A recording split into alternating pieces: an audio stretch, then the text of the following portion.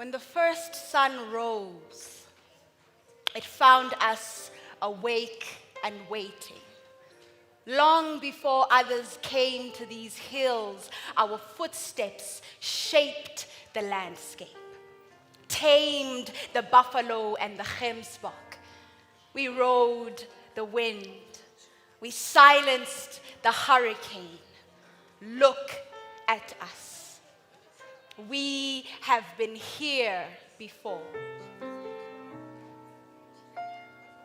We raised our temples on the shifting sands of Mali, traded in the busy, buzzing byways of Timbuktu, and on the cobbled lanes of Memphis, our camels passed through the needle's eye.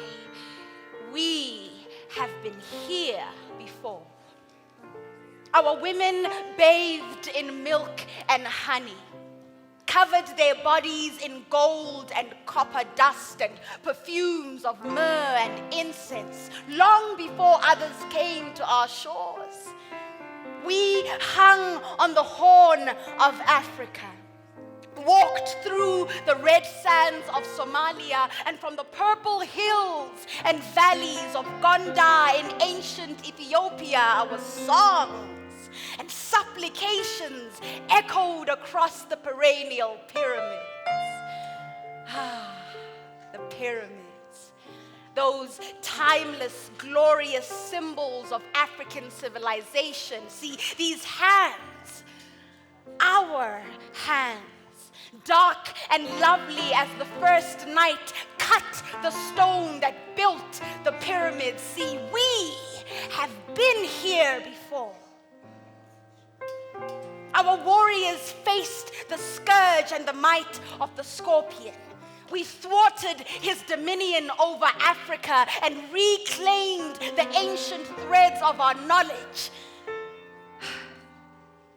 and our gifts to humankind, long before other conquerors came. See, we removed the barriers of ignorance and isolation, said no people, no nation are the sole architects of their own lives or their own desires. We warned the high priests, the seers and the pharaohs, but they heeded not.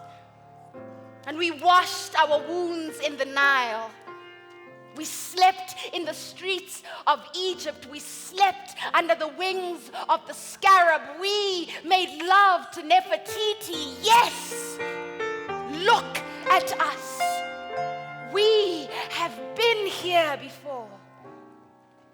Our eyes were stark black stars raging in the night, tempest of rebellion, ancient as life. Long before the serpent came to our children in the garden, we looked at God and saw our image in his eyes. We have been here before.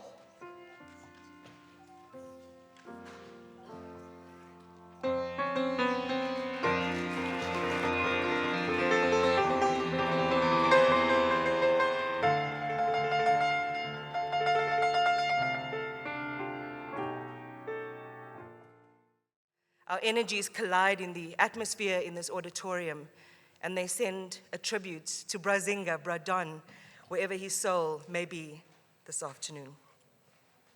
My name is Iman Rapetti. I'm a broadcaster and author, and I am just, in a sense, just feeling such a sense of loss myself. I wasn't one of those who were fortunate enough, like many of my colleagues, to know Bradon in the inception stages of my career. And all week long, I've just been hearing people boasting about how Bradon would send a letter to this or that editor, would be aware that they wanted to intern in one of the newsrooms in the country, and really began to open the way for them.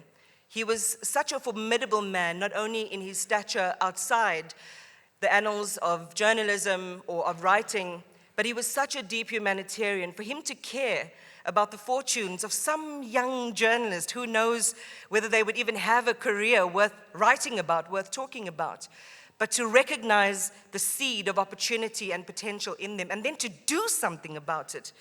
And that for me really is, in a way, the encapsulation of Bradon's life. the connection between word and action, the connection between thought and deed.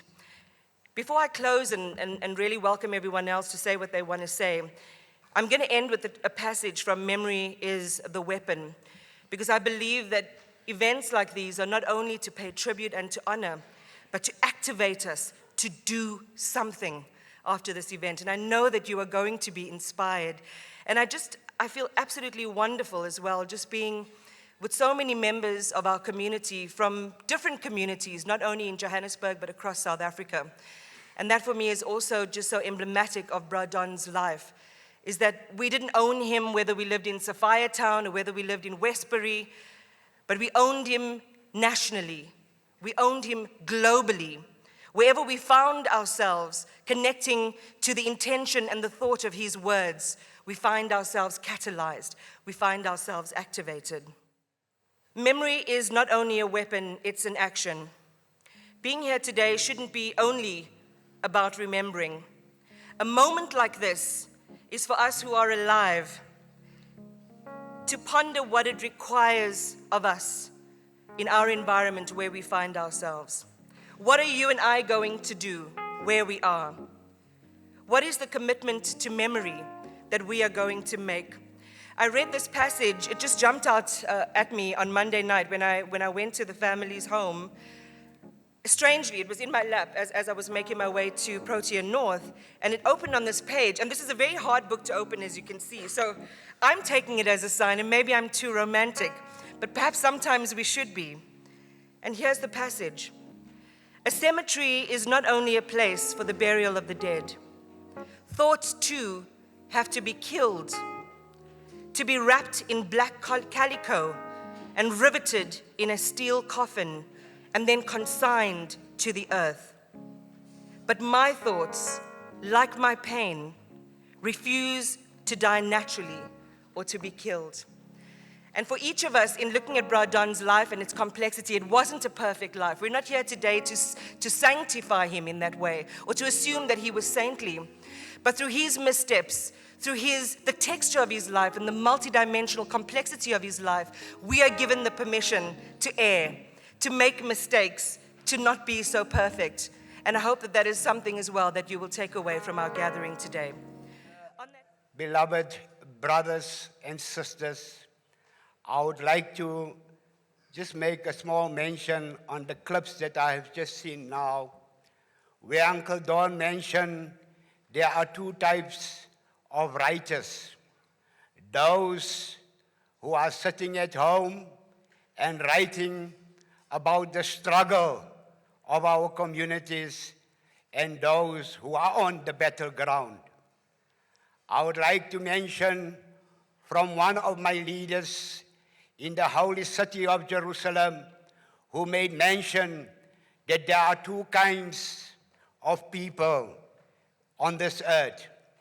One who lives on Mother Earth, walking around, but he is a dead person. And the other person who is in the belly of Mother Earth, but still alive. Long live the legacy of Don Mattera. Long live our hero, our icon, who was a giant and a struggle for humanity. We pray today and make dua, Allah grant him the highest state in Jannah. Bismillahir Rahmanir Rahim. Alhamdulillahi Rabbil Alameen. Ar-Rahmanir Rahim. Malik Yawmiddin.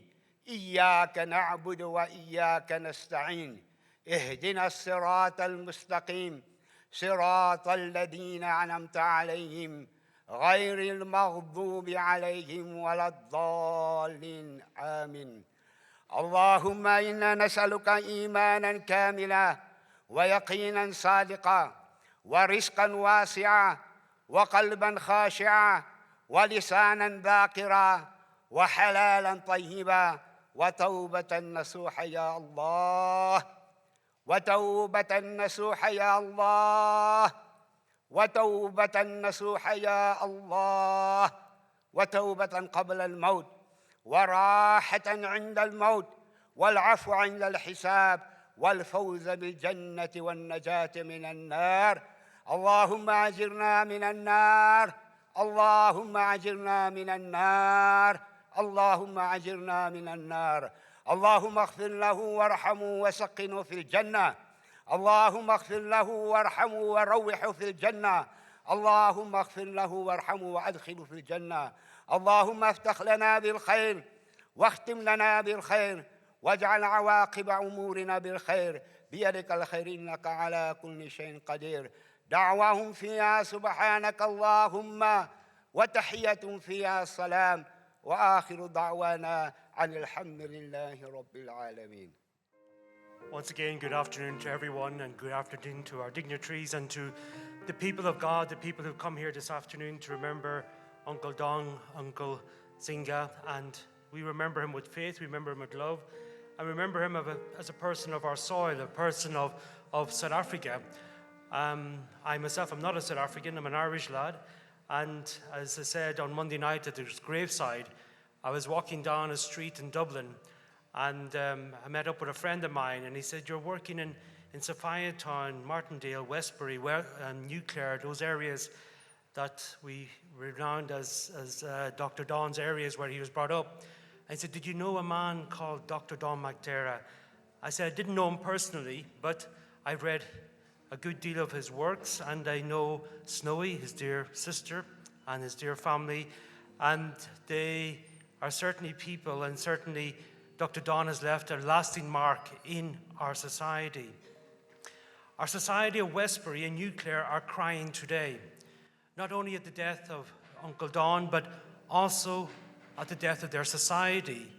So many of our young people are dying at the hand of a gun. Over 6-7 people, our young people, have died this last week. Yesterday we led a march, a prayer march through Westbury and Nuclear, and Dr. Don was at the essence of that march. He was at the center of that march. He was the center of our prayer life. And even though he did not necessarily attune religion, but he was very much a religious person, and he started off his life as a Catholic and then joined the Islamic religion. But all of us gathered here do not necessarily need to recognize religious boundaries. We recognize the religion of compassion that Dr. Don adhered to. And that's what I'm here to complement that. I'm here to pray with you as the parish priest of Martindale, which is in the center of Westbury and Nuclear, those wonderful areas that Dr. Don grew up, and he himself is a product of that area. And he grew up within the gang culture of which we're celebrating somehow today, but as we are commemorating the death of those young people, we really do need to pray for our society of South Africa. We do need to pray for these areas that are living in absolute fear. And I know that Dr. Zinga would certainly pray with us here today that a better reality may be for them, and that the disillusion of fear may disappear from our people, and that our people may live in absolute unity and hope. And that's why I say from the Gospel of John, where he says, "There are many rooms in my Father's house." And certainly today, Dr. Zinga, we asked our Lord to receive you well into our Father's home. And when Thomas turned to Jesus and said, "I do not know the way," and Jesus responded simply by saying, in word, "I am the way, the truth, and the life." Without a doubt, Dr. Zinga, you are the way, the truth, and the life, and your spirit lives in the hearts of our people and the hearts of our people of Westbury. Yesterday, as we marched, and every step we took, it was in honor of you, in honor of your past, and in honor of your future. Your future spirit will rest within us. Your future spirit will guide us. Your future spirit will give us life, will give us hope. And your word has broken many, many boundaries. Your word has brought us closer as a community and enables us to be a community of God and a community of people where we are strong in our faith and in our reality of bringing about resolutions in our community for the betterment of our young people. Yesterday, our march was dedicated to our young people, our youth. They followed us, they walked with us, they journeyed with us. They may not necessarily know all the words of Dr. Zinga, but certainly what they do is a spirit for our community. And I pray today that that same spirit will enlighten our community, will bring heart to our community, and will enable our community to live with a great spirit of hope and resolution for the future, for a community of hope and love for all people. We take a moment of Kaikwas. That is how we say thank you, God, in Kukukuwap language. Kangansi, Kokatsi, Tielose, Tielose, Tielose, Tielose, Kangansi, Kokatsi, Tielose, Tielose, Tielose, Tielose, Kangansi, Kokatsi, Tielose, Tielose, Tielose. Amasi Dr. Don Mattera Amasi. Amasi. Amasi Dr. Don Mattera Amasi. Amasi. Tuatama. Kamske. Tuatama. Kamske. Kaika kans.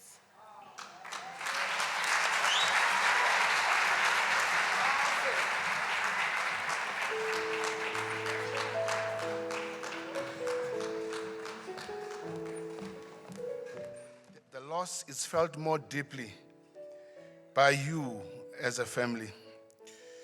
You know the warmth of his touch, the embrace of his smile, the tenderness of his fragile humanity in intimate ways that makes his absence particularly challenging to you. To you as the family, we offer the best that we can offer, and that is the healing and the touching peace and the love of Jesus Christ our Lord. As we honor his life, the General Secretary, Bishop Malusi Mpumlwana, recalls how Dr. Mattera, in his forthright and courageous way, in his conversations with him, challenged the nation and particularly challenged the church, the SACC, on how it is necessary and important for us to play a significant and decisive contribution in making the post-apartheid promise of the past a reality that we can all commit ourselves to. Bishop Mpumlwana recalls, I quote, "He told me that he is concerned about the growing feeling of alienation that some of our communities are feeling. He told me that the country needs to address the task of non-racial inclusivity as a matter of urgency.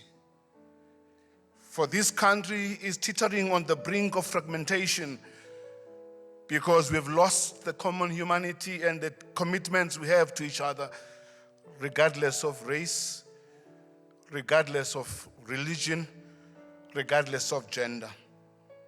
So we come together as the SACC in your presence to thank God for the life of this wonderful African who refused to be silenced in the presence of the evil of apartheid.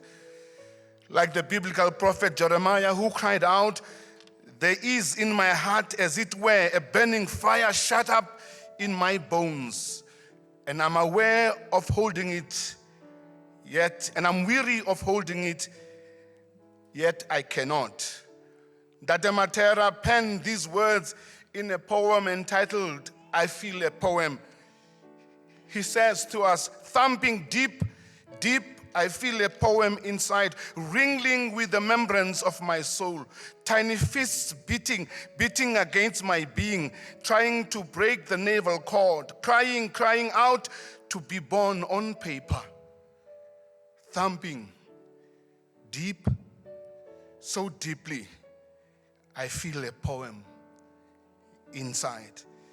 It is this poetic imagination that we must hold dear to as this nation in a context of the poverty of imagination that can take us out of this deep national moral crisis where every headlines remind us again and again of how we have cheapened human life, of how we are pursuing things that have no value beyond their immediate use, how we have been overwhelmed by the pursuit of material gain to the extent that we are able now to exchange human life for things that are going to gratify us. It is this human imagination that must tell us again and again, the best of who we are is not found in the things that we possess, but found in the quality of the lives that we have with one another, and how in that sharing of that life with one another, we are able to give pieces of ourselves, so that the greatest tribute we can make is that you are human, and that makes me more human. And that imagination that comes from Don Mattera is the one, therefore, that we must hold dear to. Because we of our faith, those who remember Christ, will remember that in all truth, for memory to be a weapon, it is memory that needs to be nurtured by those who are inspired by it. But those who forget are unable to be equipped by the past. And here we are today, hearing the words of Don Mattera, and hearing the words of our Lord and Savior Jesus Christ, who on the night in which he was betrayed, stood with his friends and said, "Do this in remembrance of me." Our prayer is that when we talk of Don Mattera, we must always remember that, as Ben Okri has reminded us again and again, I can tell you that is why our music is so sweet. It makes the air remember there are secret miracles at work that only time will bring forth. And then Ben Okri says, "I too have heard the dead singing." Don Mattera will sing. God bless.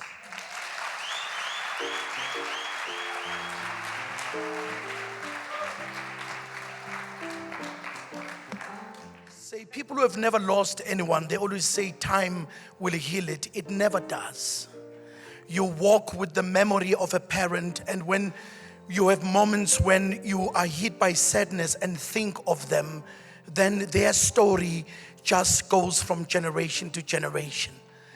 But also what I wanted to say is, I was mentioning it yesterday, that we have been so blessed with Don Mattera, who stood in the middle of an arena during a time of such anarchy and madness in this country, and became the orator and the wordsmith who wrote stories for those that had no voice at the time.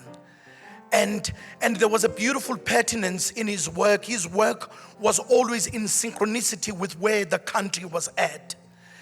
But his writing, for me, has always overshadowed one of the greatest things that he did, that of a mentor. He was never a hoarder of the gift and the knowledge that he had. There's a lot of young writers who had an audience with him and learned so much from him. He set a bar for young writers to have somebody that they look up to. And it is such generosity that I feel it is so important. It is a phenomenon that we've found all over the world, that there are writers who don't write for themselves, who write for the nation. And Don was that. And as the Joburg Theatres, we will be working with the family and to make sure that his memory is taken forward. And we are making this commitment that I spoke to Teddy yesterday, that we are going to start an award for best emerging writers that we're going to name after Don Mattera. To inspire the young, to get them to write stories that are set in the contemporary tapestry, to write stories from their lens, and to be guided by a giant that we were blessed with. Thank you so much to from the board of the Joburg Theatres, the CEO. We just want to say thank you for being here to honor this great man. Thank you.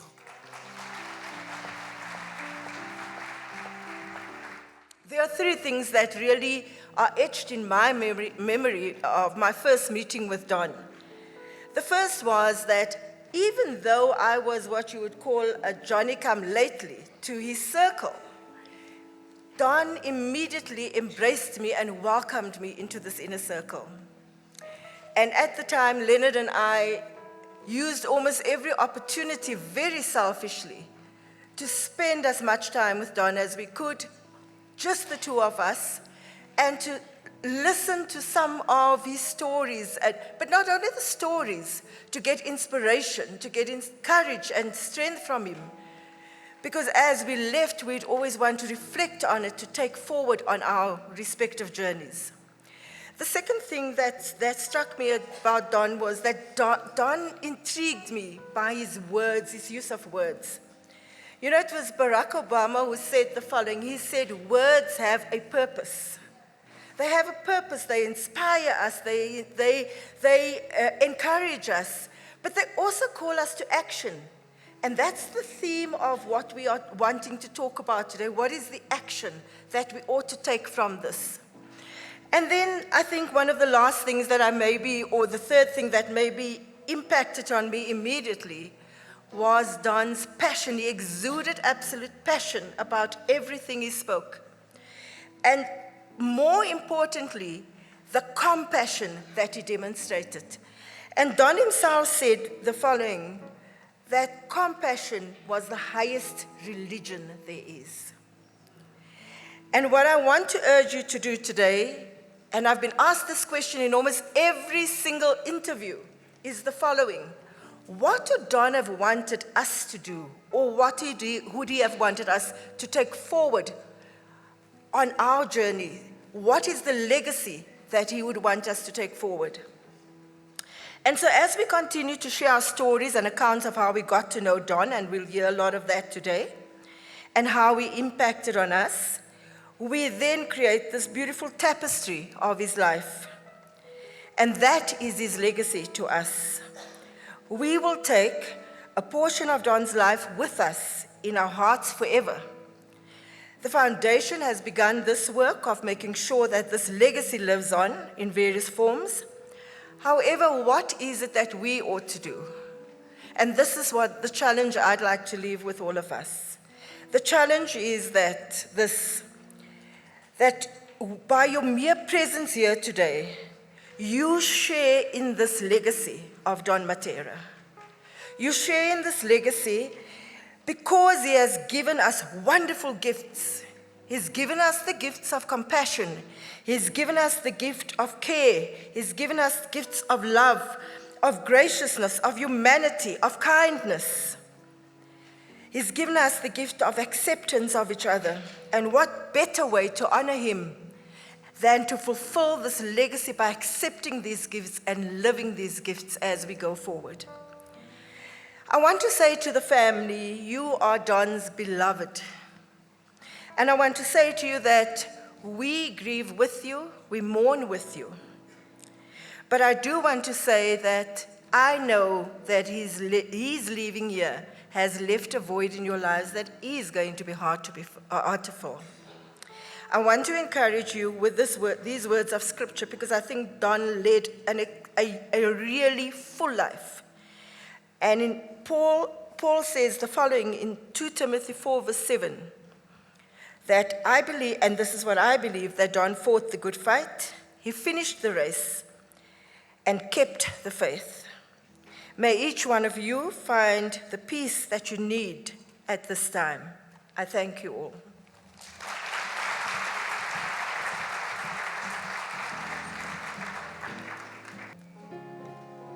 We were all privileged to be part of the Don Mattera Legacy Foundation tribute at Eldorado Park on the 1st of February 2020. The leaves of the tree of my life grows brown and thin. Soon they will fall to earth and be forgotten. Much fruit has withered. Only a few strong boughs remained, but they too were to be broken by the erosion of time. But of all my fruit, of all things dear and close to my heart were you, child, and the hope manifest in your being. All my seeking and my fervent cries and the depth of longing were but distant echoes. My wounds were mere relics, yet all I asked of you, God, was that you should remember me for what I tried to do, tried to offer, so that a new bright sun would rise on your day, my child. That a portion of my dream for the freedom of my people would find a place in your song and in your dreams. That my name and those who marched with me would be recorded in your scroll. What do men and women live for, if not to be remembered by their beloved?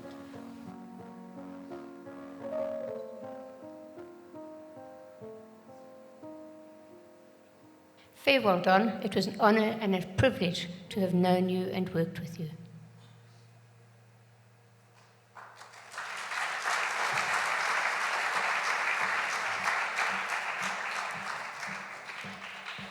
I was honored to have met Don, and he took us into a whole different world, including meeting his beautiful children.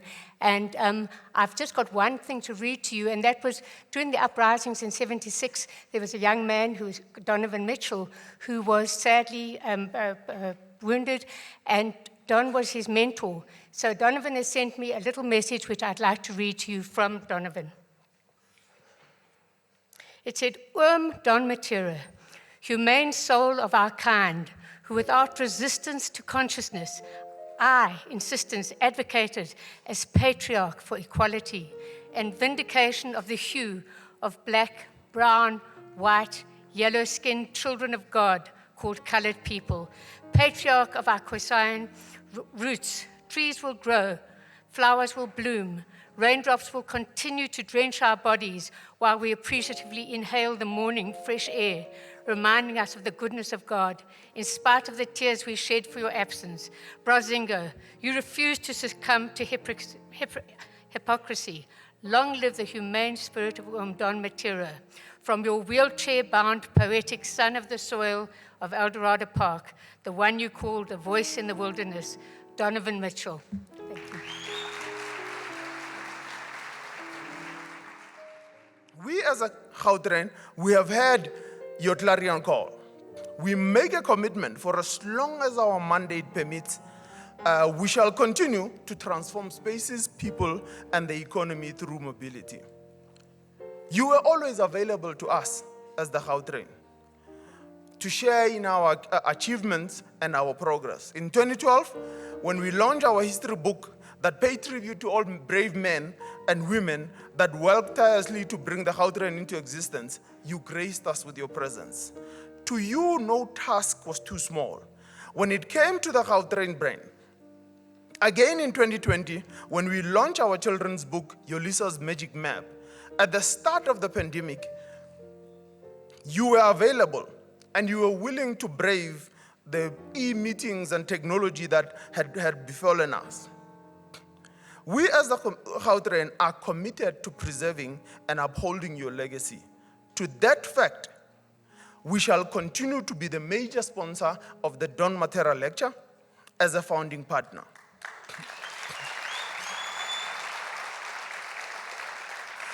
To the Mattera family, the Don Mattera Foundation, Elvis in particular, who was always helpful in our interactions between the two organizations. As the Gauteng, we say, as I conclude and borrow liberally where I had started off from the poem Ellis Park, accept then this bid to comfort you in moments of loss and pain and longing. And we can only wish that he, in his abound mercy, will sustain you always. For blessed are those who mourn, for they shall be comforted. I thank you.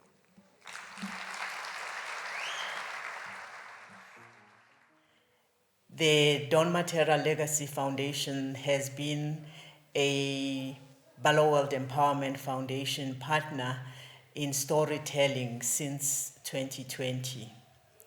Through this partnership, the stories of communities were captured through a unique and compassionate lens, giving us the depth of understanding of the streets that Bra Don was shaped by, and sharing the lived experiences of people of Westbury and Sophia Town with us. For me personally, Bra Don's poetic work has carried me through many times. A couple of months later, I was putting together an event for two major finance corporations, and the master of ceremony was Don. And halfway through the evening, he came out unannounced, looked at the audience, and said, "Ladies and gentlemen, I would now like to introduce our new Minister of Finance, my comrade from the ardent struggle, Minister Honorable Trevor Manuel." And he looked at the audience and he said, "You see, when the first sun rose, it found us awake and waiting. Long before they came to this hill, our footsteps shaped the landscape, tamed the buffalo. We rode the wind, we silenced the hurricane. Look at us. We have been here before."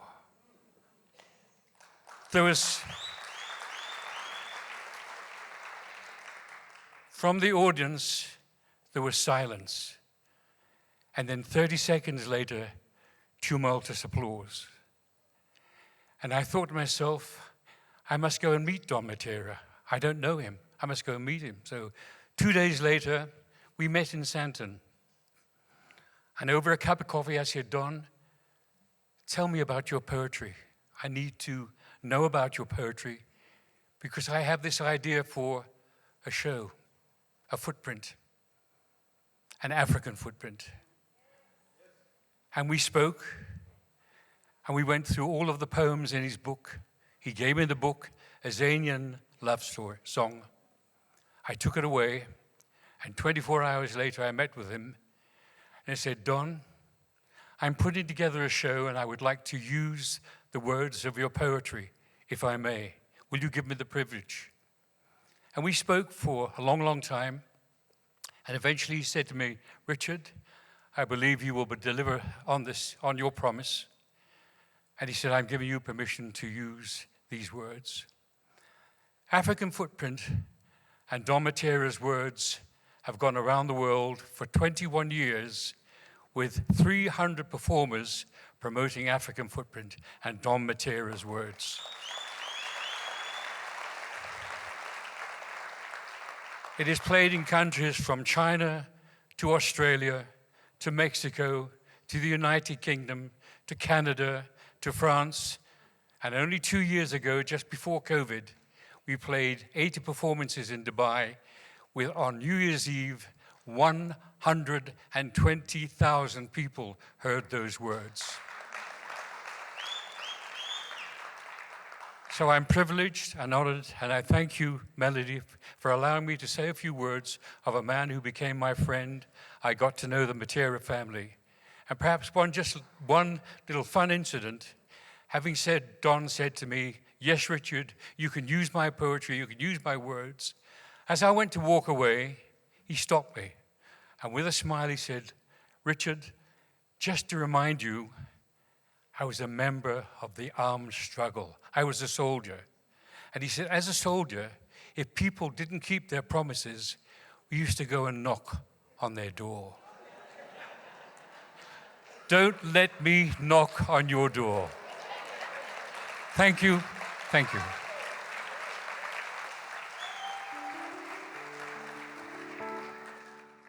Yeah, I'm gonna be using Topi quite a lot because he describes Sophia Town It was a beautiful place and intimate as most ghettos. So the hard thing for me growing up was, it was hard to read his books and know him. Because sometimes you read something and you're still upset, you're nar for something else, so you don't want to read his book. And also you have to sit with the dictionary. So it wasn't a pleasant read. No, for real. Anyway, Topi's grandfather, we are Italian, by the way. We're swart Italians. So after so many years of being illegal in the UK, we actually, we could have been there with our Italian passports, we didn't know it. Yeah, so Topi's grandfather, Paolo Mattera, Italian immigrant, married a Xhosa woman in the Eastern Cape. Yeah, and that's how we got this little mixture. They moved to Joburg, where he was born, and moved to Westbury, Nuclear, Bosmont. And that's when Topi was adopted by his grandparents and sent to the Catholic boarding school.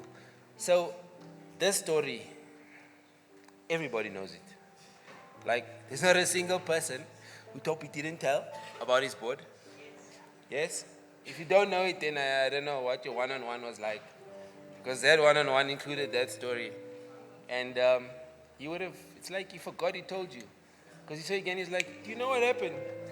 They put me on a train, and I was there. But that was him. He returned to Joburg when he was 14, and he completed his education in Parkview. So not everything on here, like, I didn't know everything. I had to Google a bit of stuff about my dad, because what we know and what's on here, we weren't allowed. It's like, it's just a different thing. Anyway, he became politically active. He was banned 1973 to 1982, and then 3 years under house arrest. So the weird thing is, as you get older, and you're living in Elders, everyone had these normal burglar gates, but ours was different.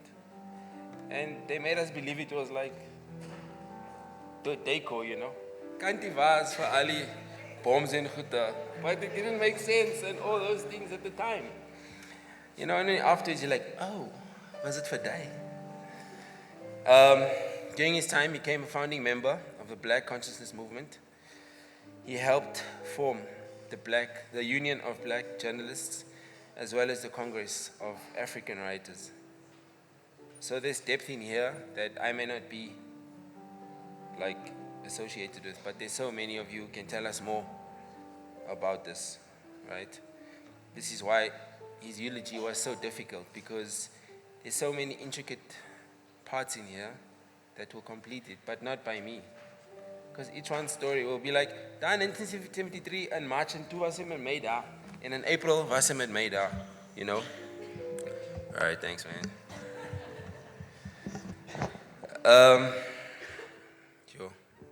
So low, bro. He worked as a journalist at the Star. We were still young then, and then Sowetan, Weekly Mail, Mail and Guardian.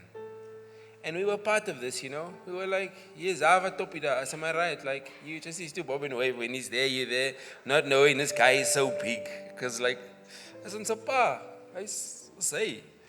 And people make a fuss about it. And I speak for myself, I could never understand. He converted to Islam in 1970.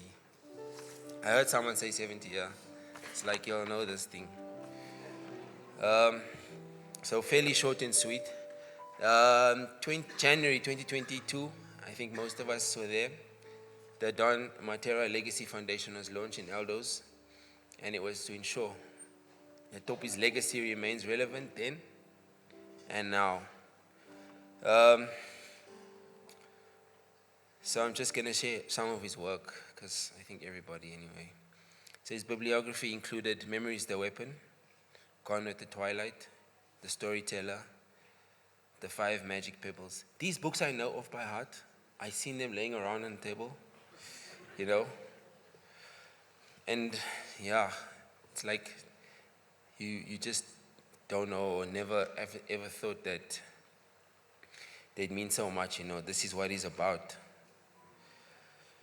He's got plays, Street Kids, Apartheid in the Court of History, and One Time Brother, which was banned in 1984. Ek het nie geweet van hy nie, but it's all right. Thank you. Poems, Azanian love songs, 4 poems, Beyond Words. Ek het al die boeke, by the way. Ek sê julle net, ek het my eie stok. Short stories, which is Africa Road. Ek het my eie stok, yo. So this was the part that, like for me, you know, really stuck, or I don't know what's the word. His awards and honors, it's like, just to get an award, you need to do a lot. Like you really, really need to do a lot. And the list of awards, yeah, no, ons wag maar, like, I don't know. I think he was my superhero, you know. So in 1983, PEN Award for Azanian Love Songs. 1993, Noma Children's Book Award for the 5 Magic Pebbles. Like, if you want to keep count, you can keep count. Steve Biko Prize for the autobiography, Memories the Weapon. Honorary PhD in Literature from the University of Natal. 1997, World Health Peace Award from the Center of Violence and Injury Protection. Like, I don't know, this guy. 1999, University of Natal, Honorary Doctorate. 2006, South African Order of Boab in Gold for excellent contribution to literature, achievement in the field of journalism and striving for democracy in peace in South Africa. I think there's more. But reading this, like, I don't know, I don't see any of our people in government, like, you know, yeah, Minister of Police het net matriek.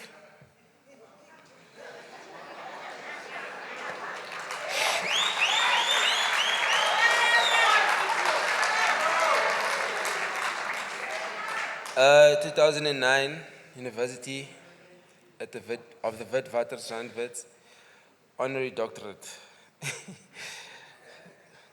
Do you understand? Like, imagine if the president had to hear, laat ons hoor wat het jy, praat daar man. Sê ons. 2011, University of South Africa, UNISA, honorary doctorate. 2016, Masizi Kunene, Poetry Award for the Poetry African International Festival in Durban. 2020, Don Mattera Legacy Foundation was established in his honor. You know, like, yo. It's like it didn't really happen, you know, it's like, yo, I don't know. So, just in ending, what a legacy. I feel this is a legacy to life. I wanted to read, it's a poem you'll all know, so we're gonna try do it together. Ek weet julle ken dit. You ready? Remember. Are we ready? Remember to call at my grave. We're doing this together. When freedom finally walks the land, that I may rise to tread familiar paths, to see broken chains, fallen prejudice, forgotten injury, pardoned pains. And when my eyes have filled their sight, do not run away for fright. If I crumble to dust again, it will only be the bliss of a long-awaited dream that bids me rest when freedom finally walks the land. Thank you. It's my honor to be here with you today reading from his masterpiece, Azanian Love Song. The sun has died. Wounded and bleeding, the sun closed its eyes, and sinking slowly, it began to die. Trees noticed the sad spectacle, lowered their heads as tears of leaf fell from the cheeks of their boughs. Above, birds in solemn flight formed a guard of honor for the dying monarch. A lark sounded the last post, and the flag of night was lowered. As the world covered itself in the black cloak of mourning. A star showed the resting place, and crickets chirped in sad repine. The sun has died. The sun has died. The sun has died. But the sun will rise again. And with it, the dreams of children and the hopes of men and women. Like a tall oak, I lift my arms to catch the wind with bruised fingers. And somewhere in the ghetto, a child is born. A mother's anxiety and pain hide in a forest of hope. Like a straight pine, I point my finger at God, counting 1,000,000 stars on my dreams, and somewhere in the ghetto, a child is weeping. A woman writes her legacy on leaves of despair. Like a weeping willow, I drop my soul into a pool of fire. Somewhere in a dark sanctuary, I hear the sound of a freedom song. The child has risen and walks defiantly towards the lion's lair, undaunted and unafraid. Because of you, Ntata Mattera, we are undaunted, we are unafraid, we walk proudly, even when we are afraid, into spaces where we must speak the truth. Because of you, we know that blackness is vast and complex and layered and diverse, and we carry it as a gift that you have given to us. Thank you so much. Thank you to the Mattera family. Thank you, Ntate Dawn, for your life and for your light.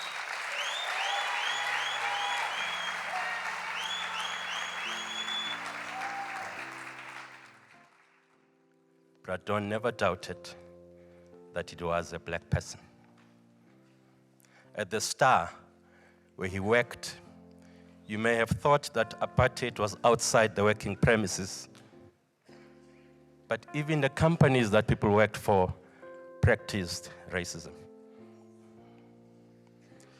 But Dawn, being this extraordinary icon person, the system thought upon him working at the Star, he would be privileged to be allowed to use a white toilet. When the moment came for Dawn to use the facilities, he went to the black toilet.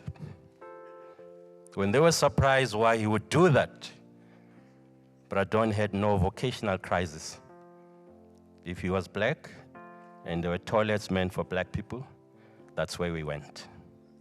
That's Dawn.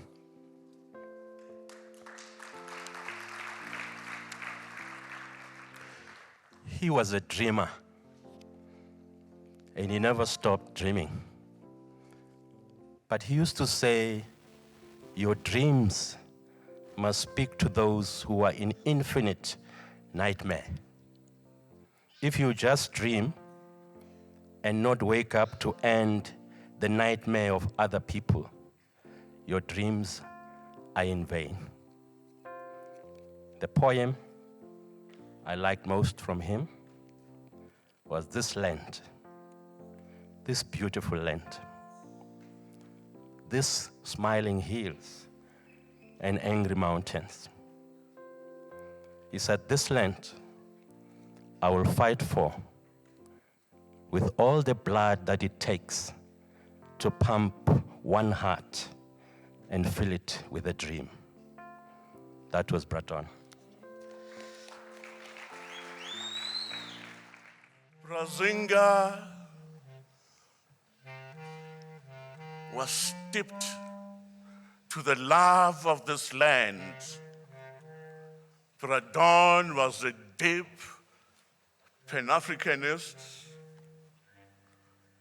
and he did not give an inch about that. The melodies from Henry Threadgill. Paul plays bass, clarinet, and flutes, and I use voice. And today we talk about this land. This land, the whole land, each grain of sand, north to south, east to west, the given earth, the best lands, the hills, the valleys, the mountains. This beautiful country must be freed with all the blood it takes to pump a heart and fill it with a dream. This robust rivers, timid brooks, the dams, the lakes, the lagoons, Limpopo ventricles that feed the soil, Umfolozi, Tugela, Orange River, Fal, Tamalakane, Seruwe. Memories of battle against steel.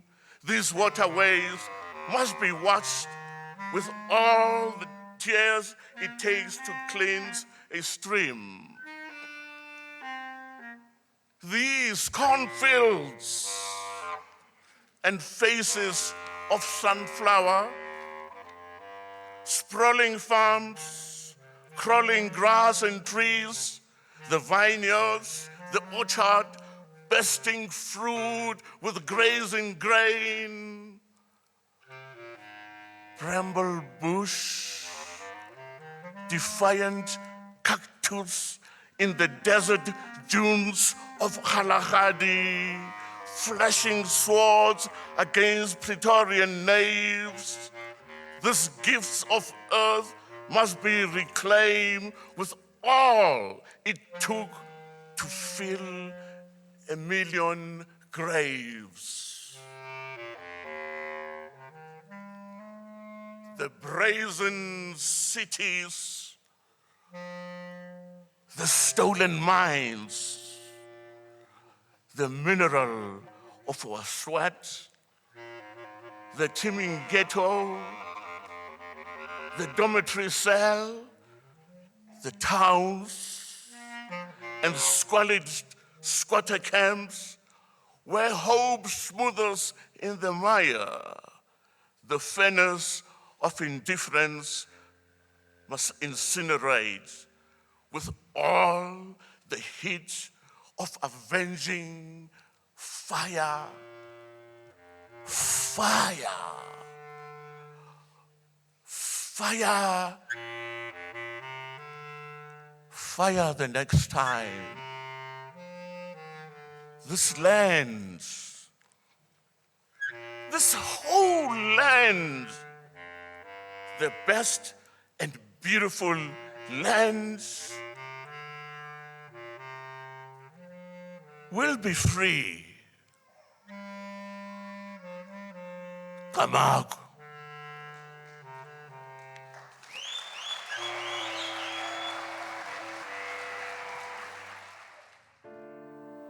I've been so many places in my life and time. I sung a lot of songs, I've made some bad rhyme. I've acted out my life on stages with 10,000 people watching. But we're alone now, and I'm singing the song to you. I know your image of me is what I hope to be. I've treated you unkindly, hey, can't you see? There's no one more important to me. Oh, can't you see through me? 'Cause we're alone now, and I'm singing the song to you. You taught me precious secrets of a true love, withholding nothing. You came out in front when I was hiding. Now it's so much better. And if my words don't come together, listen to the melody, 'cause my love is in there hiding.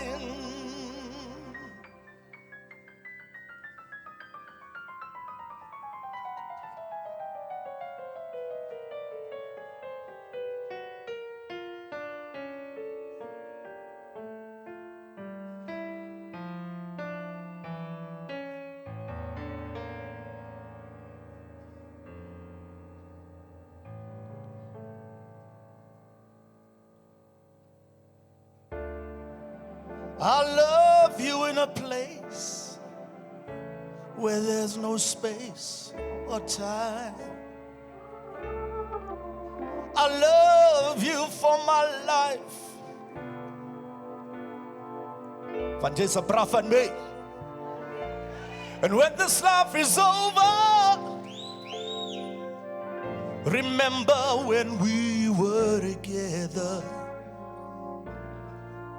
'Cause we're alone now, and I'm singing the song to you.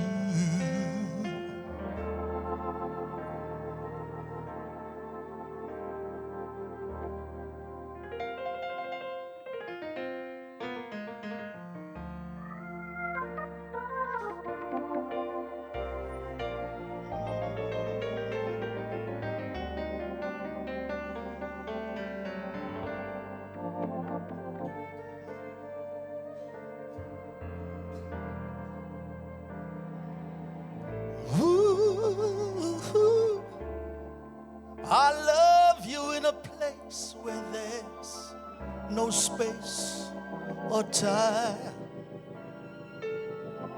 I love you 'cause you're a friend of mine.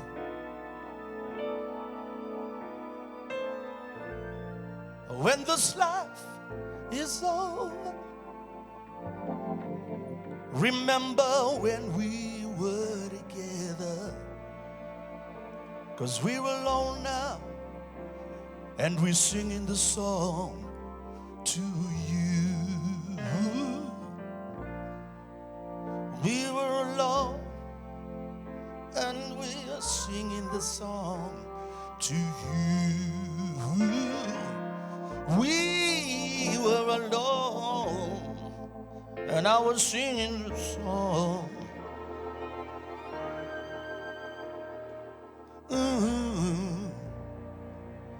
Singing the song to you.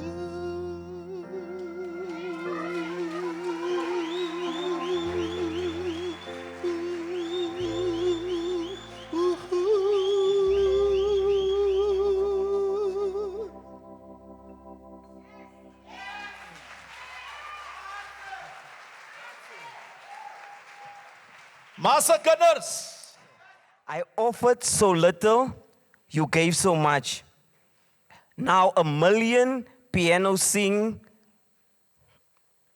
so appease the yearning furnace in my soul and the quietened querulous quill. Don was always a man of words. I will tell you what he said, what that means. I am nothing, I have nothing, but a love song to touch your eyes with the passionate blood rushing through the veins of my pen, creating a life of words, wandering infinite. I am something now that I have you. Don was always a person that was a people's person, and he always gave. And many a times when he did gigs, he will always come to me and say, ek het 'n 20 nou. Ek gaan nou 6 meer met 'n 2000. En Melody sê, like Shield, ek moet haar ook iets gee. Ek moet haar ook iets gee, want sy het gehoor van die job. And that's the type of person that he really was. He was basically a sharing person. Minister, I had the privilege of doing something crazy to Don. I got an E in matric, and Don sent me to Cape Town to go and study. I was in the streets in Cape Town because who wants to take a person with an E to go and study in Cape Town? And then I was actually grabbed by Mr. Gelderboom from the Kuilsrivier, it was a church in Kuilsrivier. It was the Seventh-day Adventist church. And I used to call him on a day, sê ek nee, hulle sê ek kan nie study nie, hy sê gaan. And I was going to the then it was Pentec. I was going to Pentec and I wanted to be an engineer. And I went and suddenly I met somebody there, Mr. Klassen. And Mr. Klassen said, no, you know what we can do is we can apply. I'm going to speak to Franklin's son and I'm going to speak to Mr. Fagaji. And he was a student advisor. And I was the first person through the help of Don that studied. And I was very successful because I became one of the engineers that have built Mnet. And he said, Melaiti, ek het jou gesê. Ek het jou gesê, ek gaan jou help. And suddenly, when I was supposed to reap the fruits, he told me, jy moet nou Mnet los. Want as baie werk wat ons doen in Western. And I just woke and I started with 1,000. And when I was supposed to get all the money, he told me to quit to do compassionate work. And then I had to do compassionate work. And then I was always with him. And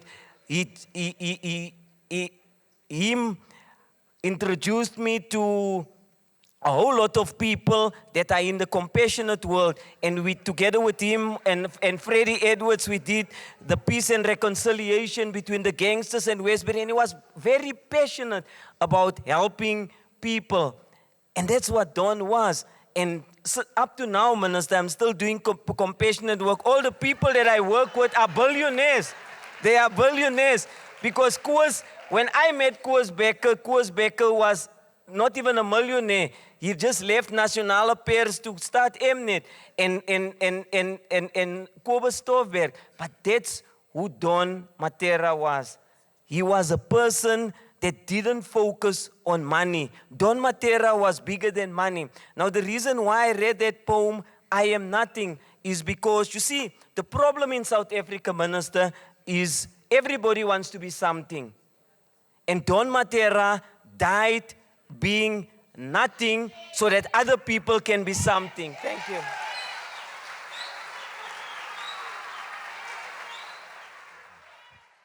I was the hero of the South African poetry. There people adored me. And Brother Don came and just with about 2 poems, people were sitting next to me, said to me, we thought you were the poet. But Brother Don was a very easy person to understand, yet absolutely very kind of complicated because he embodied so many things in him. He was a capsule of everything. It was poetry, it was gangsterism, it is literature, it is poetry, it is politics, everything that it is. there is no topic that you would raise with Don Mattera that he's not going to know anything about. His memory was legendary, very incredible. He would remember, things that happened, so long ago, things that seemed to be minor. We tried to set him up, and it's going to come up, really, on top. His poetry was just, again, something else that I don't know if that's a poet. It baffles me. His imagery, his feelings, the rhyming, and the way in which he even captures his frustration and his anger. Like when he was unbanned after 8 years of house arrest, and he asked himself a question. Where was I that I might emerge from the burning furnace of my spirit? To call on and aggrieve people towards a rebirth and insurrection against these nocturnal beasts who guard our dreams and command our poems to kneel before their guns. All I can they say is that, Bradon, you lived amongst us. You were us. We were in you. You carried nations in your body and in your mind and in every cell of you. We were part even of that. You taught us to look at life also through your eyes and also to listen differently. But I've been thinking a great deal about Don since hearing of his passing, and three qualities have really struck me and which I want to emphasize today. The first is his strength. He was an enormously strong man, a pillar of strength to many. Not just physically strong, but morally strong. And that strength held him together in hard times, and he shared it to support many people over many years, and will be remembered for that. The second was how principled he was. He knew what he believed. He knew what values mattered to him. He was always clear about it and firm about it. You could disagree with him. You could dispute with him. You could argue with him. But you knew that what he said and did was based on those values, those principles. And he was firm on that. And that was a very admirable part of this man. The third thing that really struck me was his kindness. I remember many small acts of meaningful kindness to many people, particularly young people, and to myself, often uncalled for, often surprise acts, but he had an enormous generosity of heart, based on those values, based on those principles, and an enormous passion with which he stood by and pursued those principles and those qualities that I'm talking about.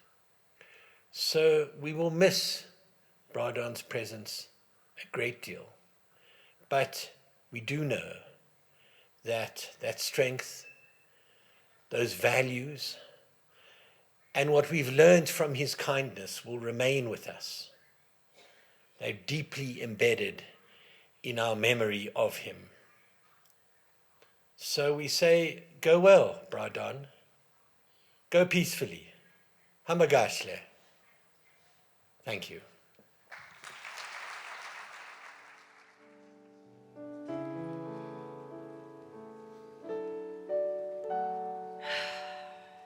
It is morning, and the heavy black veil of darkness lies tattered at my feet. Ghosts of unspoken emotion and unsung songs hobble, emaciated through the passage of my soul, crying to be touched, to be renewed with the fervor of new life. I would have sung you a love song, but for fear you had been hardened by your understanding of love. And in my weakness, in my grief, I remained silent as you receded into the velvet night.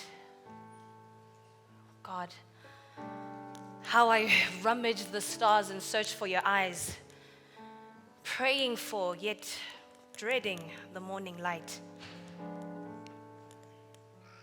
But morning has come, and cinders of unrequited passion lie at the hearth of expediency.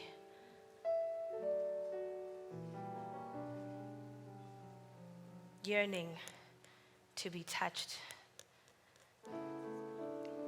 to be loved.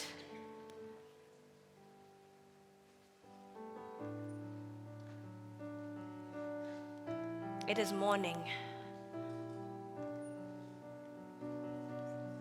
and I miss you.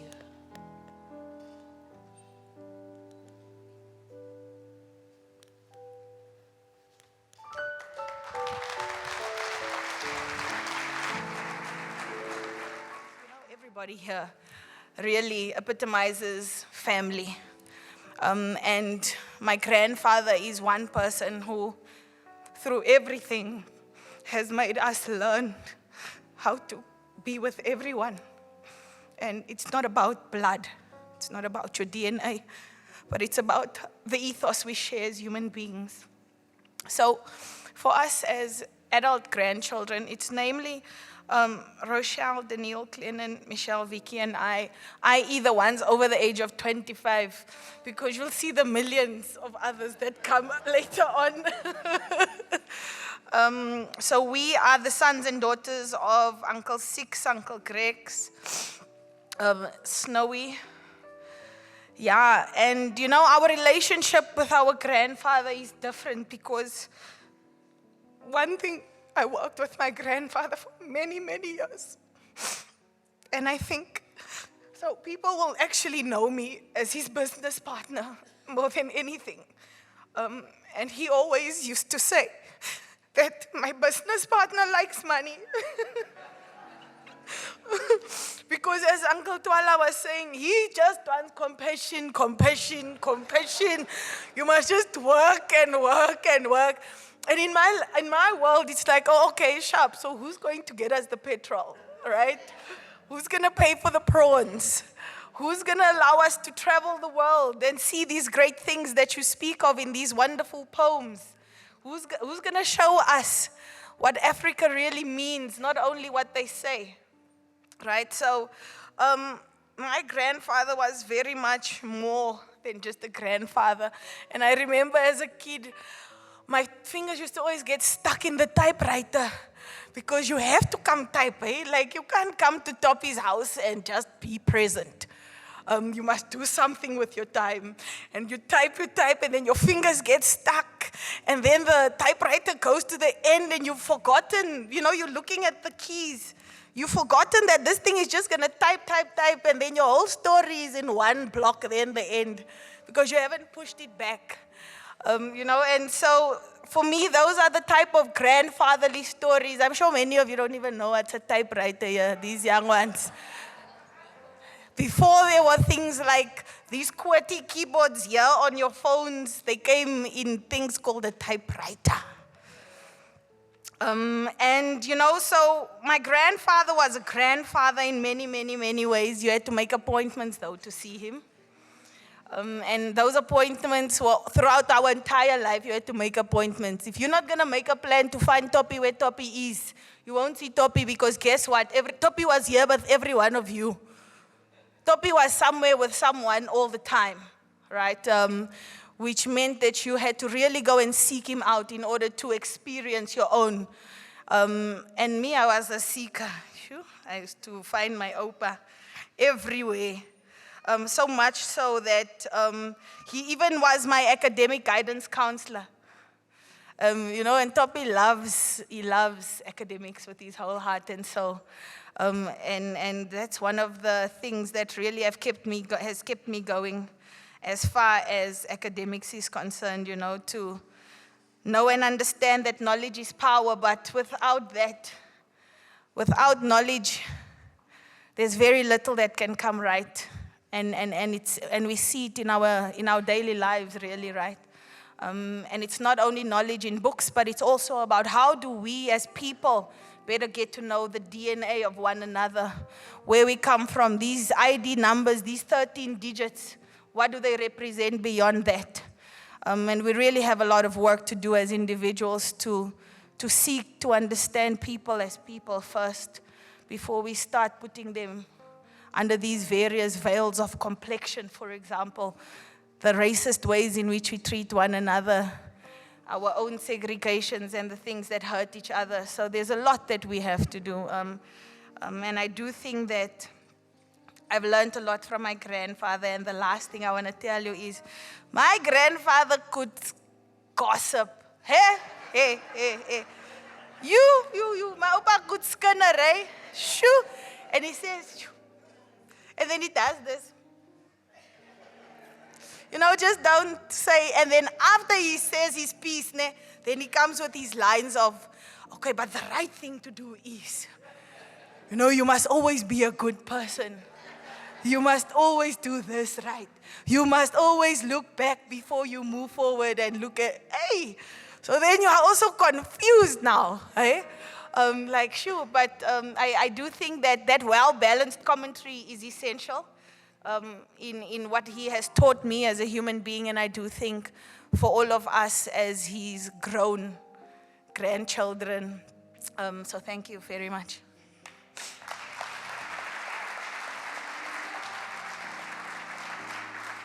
I'm going to adapt a line from Don Mattera's, one of his poems.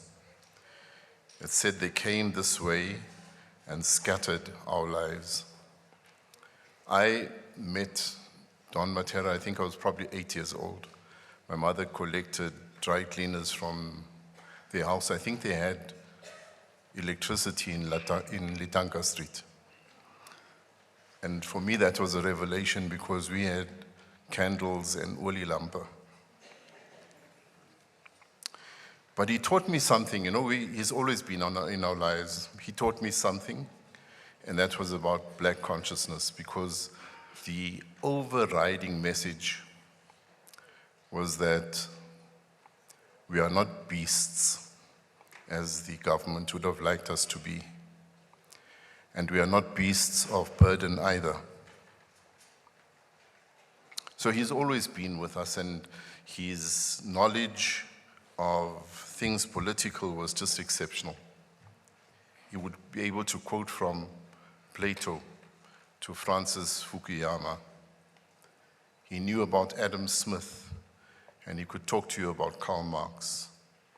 And he wasn't shy in expressing his opinions.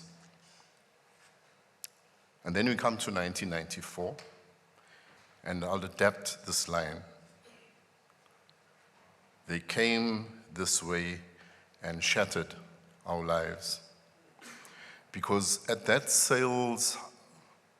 wholesale market of Codesa, where they sold us hook, line, and sinker for political power, whilst they retained economic power,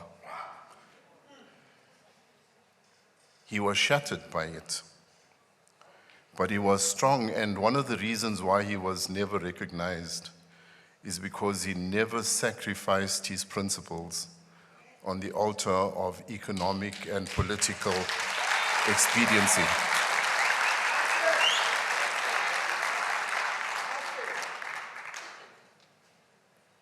And I'll end with this and say, he came this way and touched our lives. I really have great respect for Dr. Don Mattera, and all those honorary doctorates, very well deserved. It's quite profound, though, that as a city and as the nation and as the globe, we lost Dr. Don Mattera on the same day that we were commemorating our annual Mandela Day. Very interesting that on this day, we were remembering what Dr. Nelson Mandela said to us about celebrating his birthday and how we should rather give 67 minutes of our time to do something good for somebody else or for our community. It's also for me very interesting that Dr. Don Mattera departs from this world just 2 nights after the Joburg Theatre celebrated its 60 years, its Jubilee celebration. And for this particular celebration, we also did something quite special in that we unveiled the Diamond Walk. And this Diamond Walk is where we celebrated the lives and legacies of men and women who are members and ambassadors of our arts and culture fraternity as a nation. We celebrated different living icons, even those who were departed, the likes of Mama Miriam Makeba, Johnny Clegg, Athol Fugard, Hugh Masekela, John Kani, and of course, Dr. Don Mattera.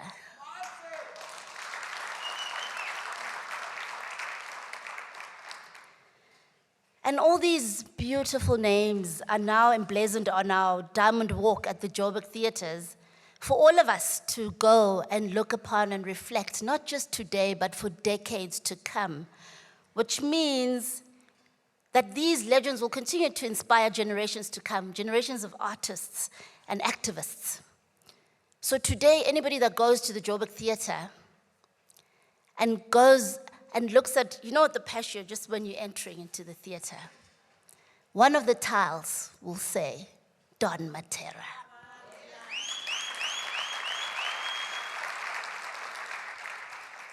So even if you didn't know him, you're bound to ask, who was this man?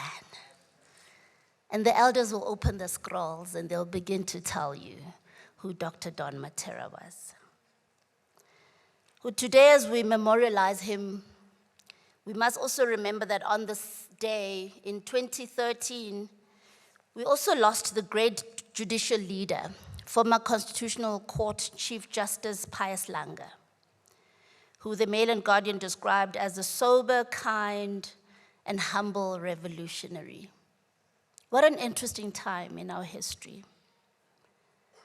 So Dr. Mattera's spirit joins a legion of great men and women who are no longer with us, but who served this country with passion and with compassion. The great author and activist who sacrificed so much of himself, his family, for a better world, always emphasized compassion, and that's the overriding theme today. We should, in all that we do it with compassion.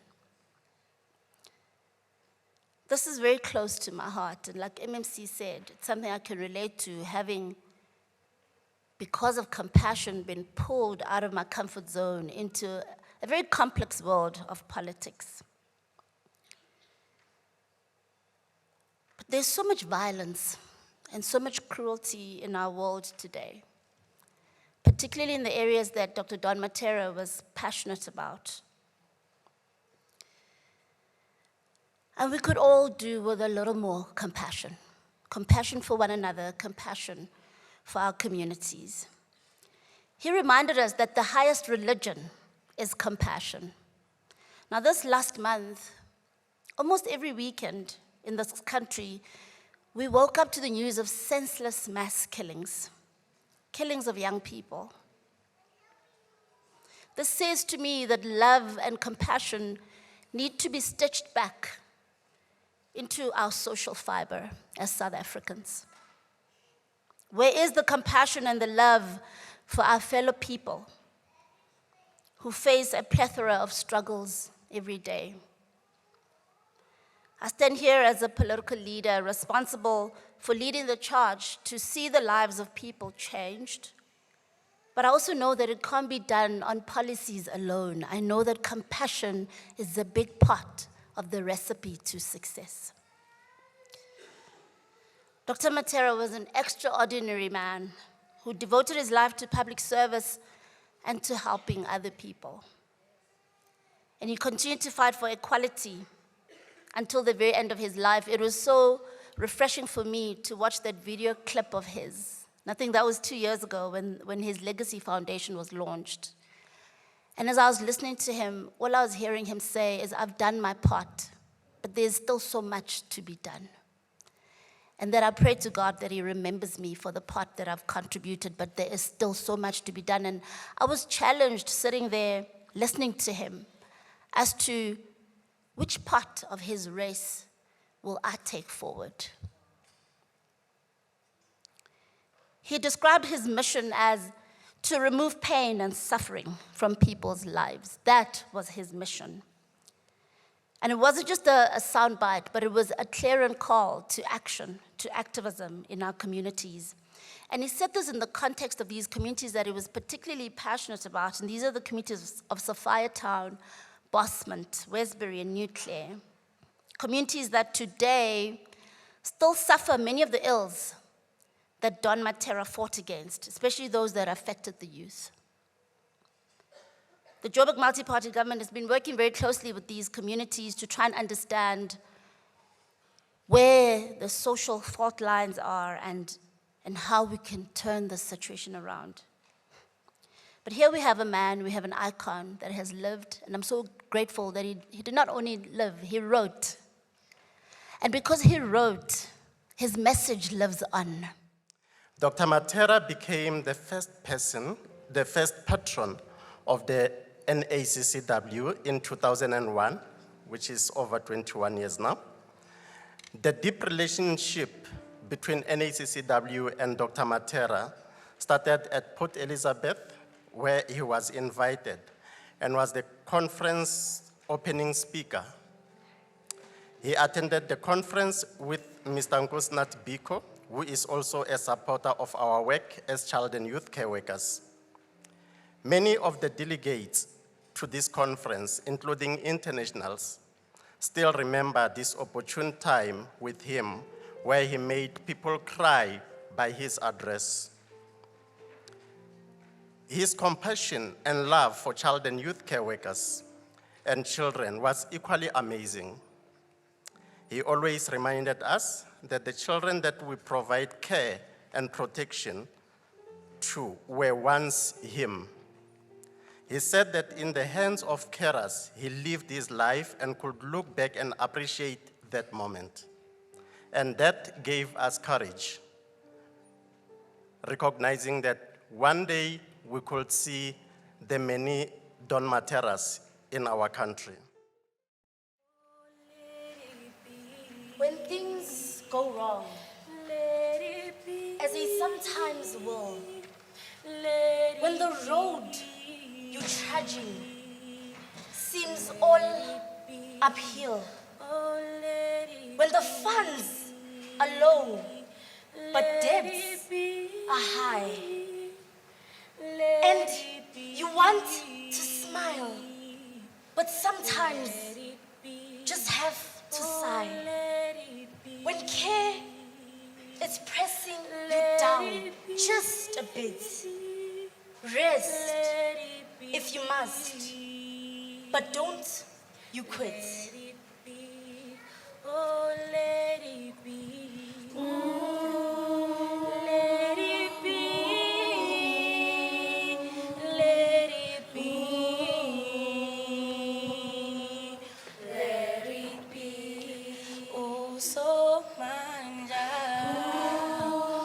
Oh, sister. Let it be. Let it be.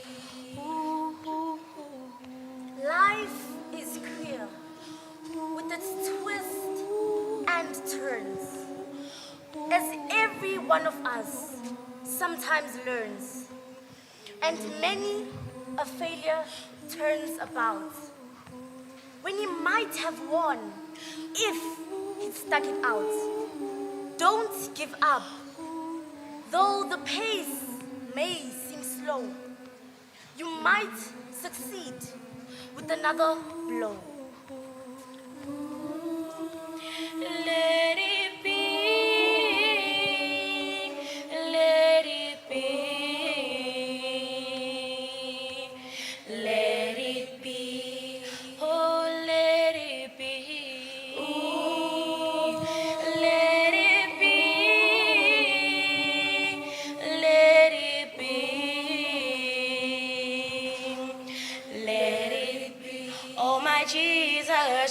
Jesus is the only one who can change your life. Let it be. Oh my Jesus, Jesus is the only one who can change your life. Let it be. Oh, let it be. Whoa, whoa, let it be. Whoa, whoa, let it be. Whoa, whoa, let it be. Whoa, whoa, let it be. Whoa, whoa, let it be. Whoa, whoa, let it be. Whoa, whoa, let it be. Whoa, whoa, my Jesus. Jesus is the only one who can change your life. Let it be.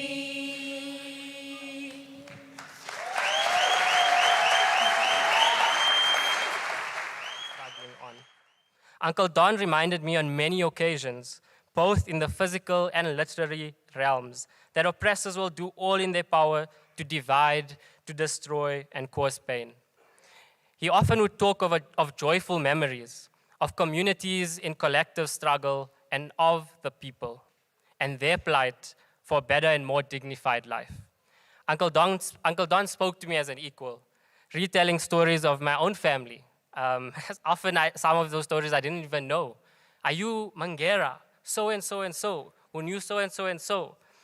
Telling me of the days he maneuvered through Sophia Town and Fitas, talking about all things, sports, politics, religion, and even the life of a gangster. Through this, I came to know the complexity of this towering giant who held space for me, a very young activist, through wisdom, compassion, joy, and joint struggle.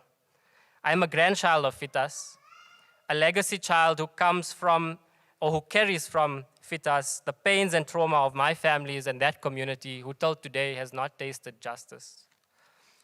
I make mention of this because it was Uncle Don who taught me that memory is a weapon, and that as this generation, I have to remember. I cannot allow myself and the generations after me to forget. Just as we will never forget you, Uncle Don, for through your words we remember and draw strength, to learn about how we can rise above our flaws. And as was mentioned, we are all flawed as human beings, but we can learn and overcome that. To ensure that every child has food in their stomachs, and that every home is a safe space for young people from harm. When I heard Brother Don had, most of you will call him Dr. Mattera. Now, for me, it was, hello, Brother Don. Would call each other. He would call me back. Say, me lady, he always spoke Setswana when he spoke to me. And for that, I was very proud. And I wankitse ha ke santse ne ke le ko Sophia Town, ne ke shapantja inyele. That's what Brother Don used to say. G'day, Brother Don BIGGZ. I've heard so much about you. I've heard from you and everybody else that you was a sterk man. But you're a protector of the vulnerable. Ladies and gentlemen, BIGGZ. And for many of you who may probably not understand why I say this, and it's no offense to anyone, I'm a child of this country. When I heard Brother Don had passed on, I went to look through all the books that he had written, which I had collected. And a special book for me was this book, The Storyteller. And I'd always spoken to Teddy about what your father had written. You must turn into movies. There are two special parts in this book, which is the uniform. Many of you must get this book and please read it. Let's go out there and honor him and read some of the stories that he had written. BIGGZ is part of the book. And it's a special part for me because it always reminds me of how Brother Don always lamented how things have changed in this country. He would always say, when it was cool, I was black enough.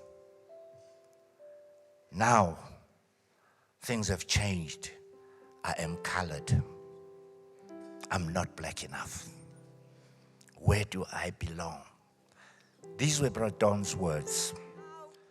Ladies and gentlemen, coming out of a family where the illegitimate apartheid government chased us around, and Don Mattera suffered, he was tortured 900 times. My brother, I sat with my brother one day and I asked him, now tell me, how did you feel after the torture? You know, he said something funny. He said, Gaino, now I know I'm on the right track. Typical of the man. And I was surprised. Now, I'm not going to sit and be a hypocrite. In the streets of El Dorado Park is famine, Minister. During the coronavirus, the so-called colored people didn't get food parcels. Are you listening, Mayor? I'm every week with the Muslim community of Lenasia, madam. I feed 100 women and 180 children in the name of Dr. Don Mattera.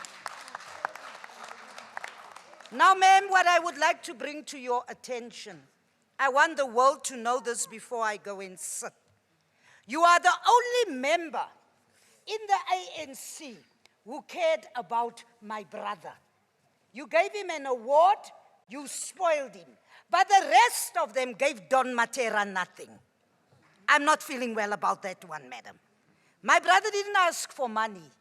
My brother didn't ask for recognition. But one would think somewhere along the line, they'll see the stalwart as an activist. But my brother got nothing. They never complained. Okay, I say it's a disgrace. I say it's a disgrace. But thank you for you, ma'am, who gave in your heart and in your soul to my brother. The day I discussed him with you, he said, you are really a sweet person. So give the minister a hand. I would like to thank everyone who's here. There are so many special people who were always there for us during a difficult time. And I just really don't want to say much, but I would say long live the spirit of Don Mattera, long live. Long live. Long live the spirit of Don Mattera, long live. Long live the spirit of Don Mattera, long live. He is my husband. He is my husband.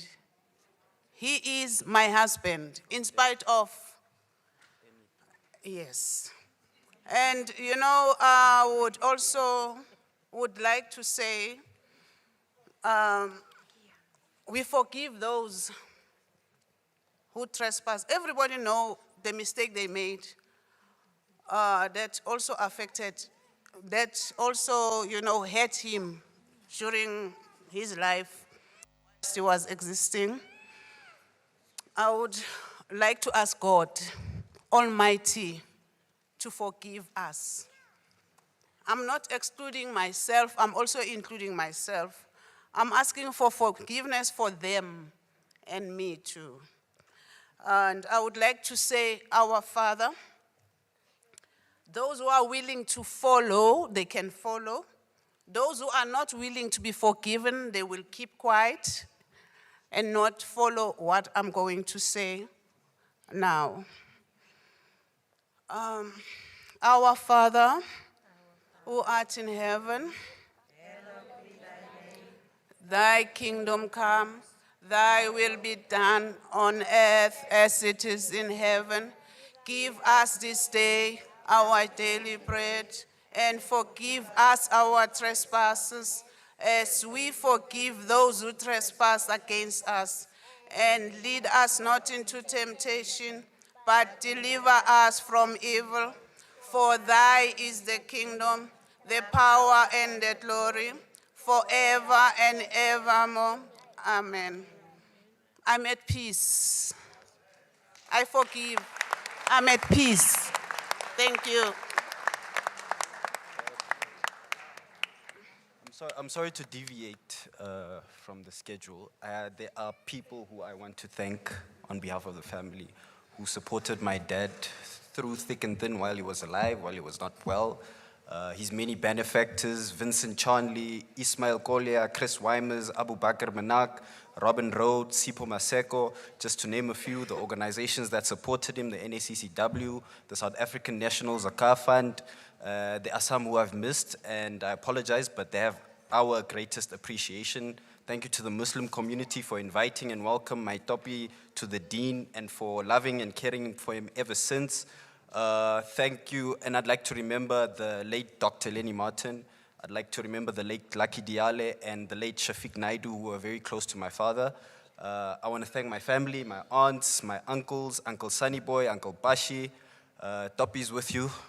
Please remember to guide and protect us. Auntie Grace and Auntie Gaino, I'm glad we still have you with us. Please stay around for quite a bit. To my cousins and their kids, thank you for loving our Topi. I want to send a thank you to Yasin Hayat. He was there in Topi's life and death. Personally, I was a mess on Monday, and I wouldn't have been able to handle everything the way Yasin handled. The way my father wanted to be buried, he executed it perfectly. He was what kept me from breaking down on that day. You know, he kept me up. I want to thank the legacy, the Don Mattera Legacy Foundation and its board members, Jenny, the chair, Jenny Jafta, deputy chair, my brother Teddy Mattera, Kevin Martin, Elvis Preslin, Verona Preslin. Thank you for your hard work and your support and your love. To my brothers and sisters, thank you for loving our dad unconditionally. He may be gone, but his spirit lives on. His spirit and legacy are ubiquitous. Proof of that is not only in our blood, but in this very place. Everywhere he has spread his love and compassion. And then my last and most important thank you to the two people who unconditionally, consistently cared for my father, especially leading up to his final moments. My sister Mandisa and my mother. You'll notice I don't call my mom by her name. I've never done that. She's mom to me. Ashford and Debucho can attest that even though we were there taking care of my dad, they are the two that held it down, like thick, through thick and thin, right? Words can't describe how much gratitude I have for them. The only thing I can do is try my best to give them the world. And then it's hard, you know, like I've been holding back the tears this whole time. I'll still continue to hold back the tears. I'll only cry once I get home, you know. But I comfort myself in reminding that I had the pleasure of being raised by such an amazing man. My colossus of a father who was revered and respected by millions, not thousands, hundreds of thousands, by millions. The philosophies and the cultures that he raised me with are what have shaped the man that you see before you today. As you can see, I've got on his shirt. It's Jewish. This is all him right here. And then he's been a hero to me all my life, and I say that with no exaggeration, right?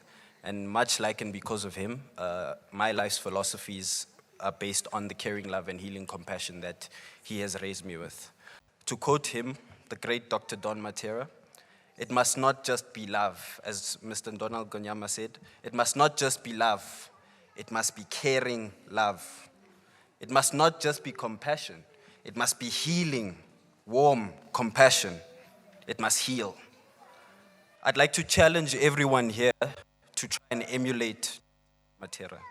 I challenge you to live compassionate lives, dedicating yourselves to being better than you were yesterday. Hopefully, so that one day, hopefully not soon, we can come to your memorial and say the same things that have been said here today, because best believe they'll be said at my memorial. Thank you.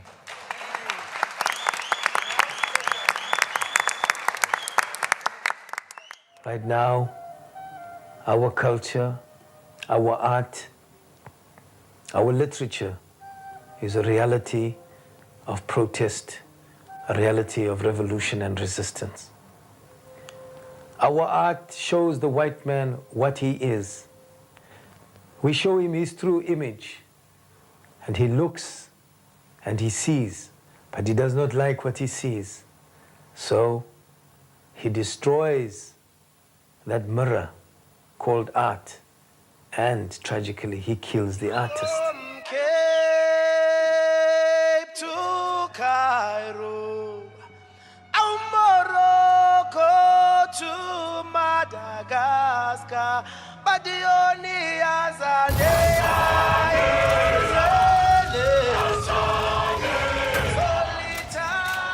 We contend, many of us contend, there are two kinds of writers in the world. Those who watch from a safe vantage point how people are suffering and write about that suffering from the goodness of their heart. Then there are those who are with the people in the trenches fighting. So I believe, and I say this with humility, that I was that kind of writer, and I earned the title, the poet of the liberation movement, the bard of the liberation movement. So my writing was in tandem with the struggle. You see our young people today, they are the victims of a great, terrible tragedy that took place in this country. We who said we were the liberators, the leaders, we took them out of the classrooms into the streets to fight and die for us. Now, these young people, circumstances have created the conditions for them and for me, adverse circumstances, that have militated against their being, against their progress. But now we must take charge of our lives. We must seize the time. Together with the young people, we can remold and refashion this country and help to remold and fashion their lives as well. But the poet can't always stop at destruction. And Wally Seruti says to me, and he tells me about this, Don, we must give our people hope. We cannot always depict this suffering and this pain and this blood. We must give them hope. For too long have they been fed on despair.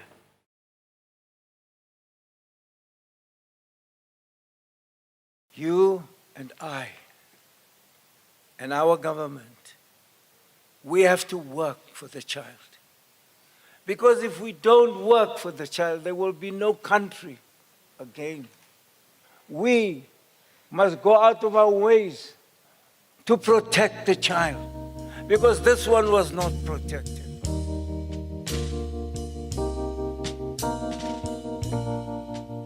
Let this child's bright eyes conquer the cold darkness, shine across the tortured earth.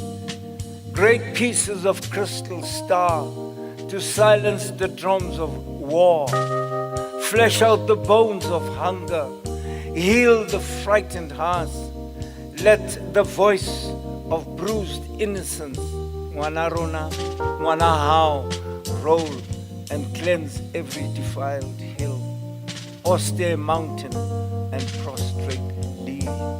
The deep bleeding gorge pour and fill with unfettered sounds of joy. The raging river, the writhing sea, remove the masks of false pretense.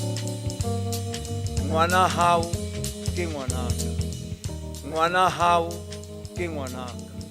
So we have to work, win back our humanity, so that the little child sitting there can have a life, have a good life.